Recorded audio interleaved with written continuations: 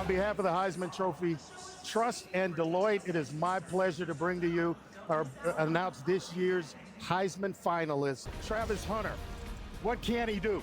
The guy he can flat out do it all. Play it on both sides of the ball. 92 receptions, over 1,100 yards, 14 touchdowns, 1 rushing. I'll throw that in there as well. But a shutdown corner on the other side where he had 4 interceptions this year. Struck the Heisman pose. We'll see him in New York. So one of them will become the 89th winner. You're talking about an incredibly exclusive fraternity. And I'm interested, fellas, in Travis Hunter. You think about the ability to bring that two-way game to the National Football League. Is that realistic?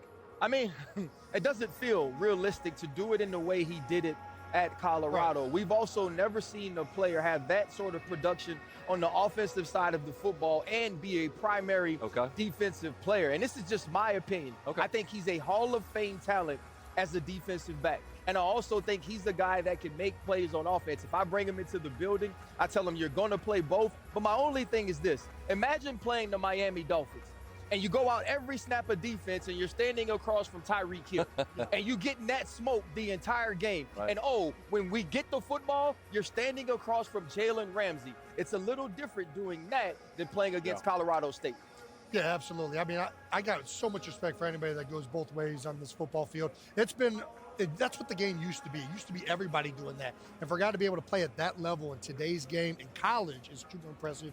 There's been a few guys that have dabbled in it in the NFL, but to do that snap after snap, there's so much talent out there. I'd be surprised if he does it that much, but it'd be something cool to watch.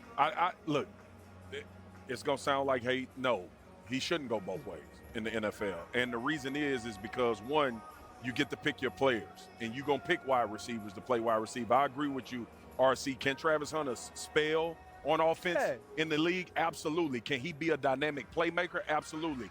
But a shutdown, lockdown corner is much harder to find than a receiver on this level. And I think everybody that's going to be drafting Travis Hunter is going to want him to go out there and face dudes like Jamar Chase on the night in and night out basis. I don't know. I think he can play both ways. I think he can get it done. I mean, we're talking about Andy Reid, and we never saw anything like Patrick Mahomes back behind the back passes and things of that sort, and letting him be Patrick Mahomes. It's going to take a special coach to know how to manage Travis Hunter.